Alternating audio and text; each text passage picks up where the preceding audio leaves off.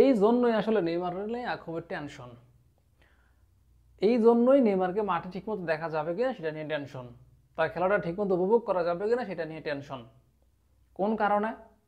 এই যে এতদিন ধরে সে ইঞ্জুরি থেকে ফেরার পর এখন তো সে পুরোপুরি সুস্থ, ঠিকঠাক মতো অনুশীলন করছে এবং পুরোপুরি সুস্থ বিদায় প্রস্তুতি ম্যাচটাতে নেইমার জুনিয়র খেললেন। আর হিলাল একটা প্রস্তুতি ম্যাচ খেললো, সেখানে নেইমার জুনিয়র খেললেন এবং সেই ম্যাচটাতে কিন্তু আবার আরেকটা মানে ভয় ভক্তদের মধ্যে রীতিমতো অলরেডি সংক্রমণ হয়ে গিয়েছিল আমার মনে হয়।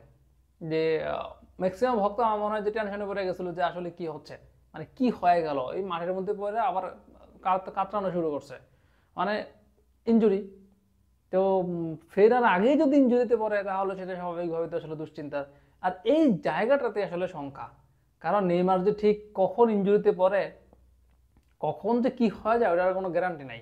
নর্মালি একটা প্লেয়ার যে যে পরিপূর্ণ সুস্থ যদি একটা প্লেয়ার, তাকে হয়তো বা একটু রাফ ট্যাকেলও আপনি ওকে নো প্রবলেম, কোনো সমস্যা নাই, সে হয়তো বা ফিট মানে খেলতে পারে।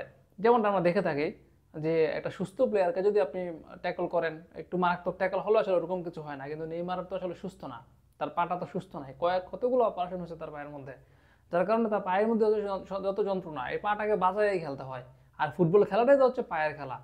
পায়ের খেলার মধ্যে যদি আপনি পা বাঁচিয়ে খেলতে চান, তাহলে সেখানে তো আপনি আর ওই যে মানে আপনার থেকে যে সেরা পারফরমেন্সটা সেটা তো পাওয়া অসম্ভব, বা সেটা পাওয়াটা তো কঠিন। আর যখন আপনি সেই সেরা পারফরমেন্সটা দিতে যাবেন তখন তো আবার সমস্যা, কারণ সেখানে তখন আপনার পায়ের মধ্যে প্রেশার পড়বে, আর প্রতিপক্ষ দল আপনাকে, প্রতিপক্ষ প্লেয়ার আপনাকে আটকাতে চাইবে, তখনই তো আবার ওই ইঞ্জুরির সমস্যা সমস্যা হইতেই পারে।